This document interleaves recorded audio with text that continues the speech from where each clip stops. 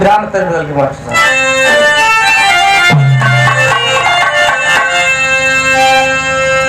परमेंद्र भैया दीप प्राणी है।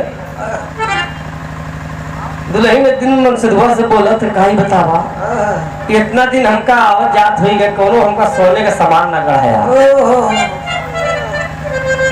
दुल्हावा का मिजाज उस दिन फिट रहा। कहा अच्छा ये बात है तो के गहना चाहिए गए। हाँ बैठाया मोटरसाइकिल पर और चल दिया मार्केट में पहुंचा सुनारे के दुकान पे और पहुंच गया। बोला कि सेठ जी हमारे मेहरारू जोन लिए दे दिया। और दुल्हनिया के जब सोना पति सामान दिखावे लगे तो जो सामानवा दिखावे वही उसका पसंद आई जाए।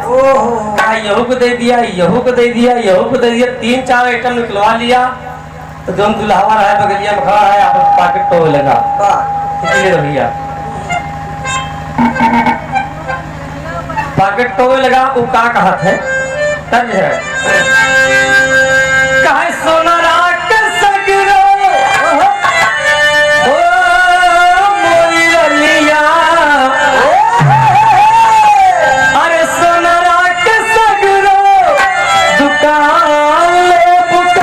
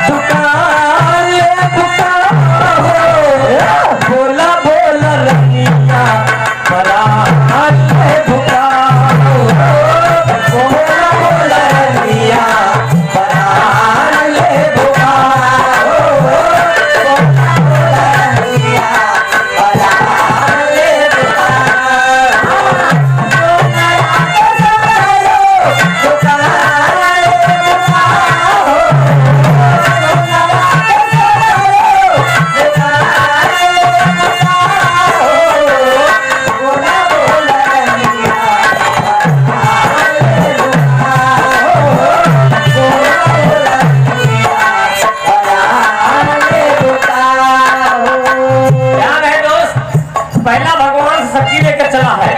दूसरा क्या करता है दूसरा कुमार ये काम कैलता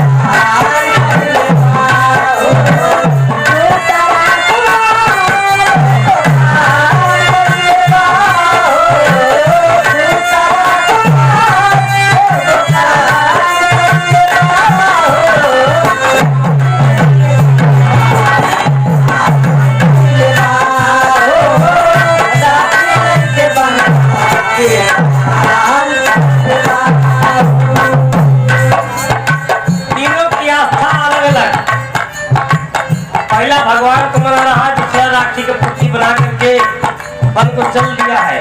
और तीसरे की क्या हालत है तीसरा कुमार हो प्यार में पागल